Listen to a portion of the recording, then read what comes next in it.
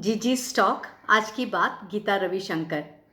आज जो मैं कहानी सुनाने जा रही हूँ बहुत ध्यान से सुनिए। ये करीब 17-18 साल पहले की कहानी है, जब मैं घर से ट्यूशन्स लेती थी। मेरे पास एक बच्चा पढ़ने आता था जो पढ़ाई में तो उतना अच्छा नहीं था, लेकिन बहुत ही ब्रिलियंट बच्चा था।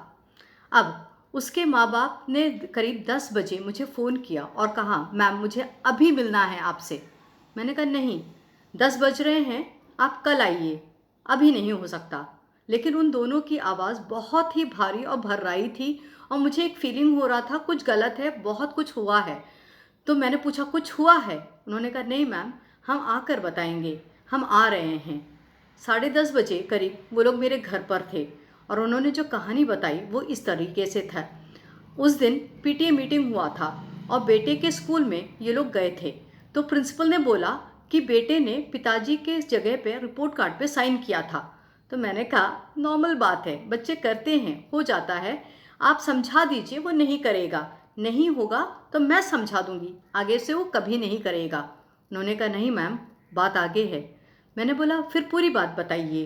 तो उन्होंने कहा 1 महीने पहले मैंने और अपनी वाइफ ने बैठकर डाइनिंग टेबल पर मेरे पिताजी के चेकबुक पर 2 लाख रुपए का एक चेक साइन किया था। वो पिताजी की जगह पे मैंने किया था साइन, और उसके दादाजी की जगह से अकाउंट से मैंने 2 लाख रुपए निकाले। मैं पूरी तरीके से कर्जे पर हूँ और मेरा घर और मेरी बीवी के गहने सब कर्जे पर है और मेरा बिजनेस अच्छा नहीं चल रहा है। मेरे पास और कोई चारा नहीं था तो मुझे ये रास्ता निकालना पड़ा। मेरे बेटे को ये पता है और उसने आज जो किया वो मुझे दिखाने के लिए किया है कि मैंने जो किया वो गलत है। अब मैं क्या करूं? मेरी तो आवाज़ ही बंद हो गई। मुझे समझ ही नहीं आया कि मैं क्या कहूं। मैंने 2 मिनट सोचा, उसके बाद कहा आप एक काम कीजिए, कल सुबह के सुबह बेटे को लेकर दादाजी के सामने जाइए और जो कुछ आपने किया है सच सच बता दीजिए। चाहे वो आपको माफ़ करे ना करे, आप उनको सब बताइए और आप अपने बेटे को माफ़ कर दीजिए। और दोपहर को सब मेरे घर पर थे। आज वहाँ सब ठीक है, सब खुश हैं, सब ठीक हो चुका है।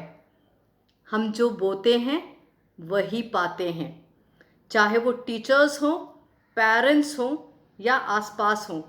हमें अपने बच्चों के सामने क्या कहना, क्या करना चाहिए, बहुत सोच समझ के करना चाहिए।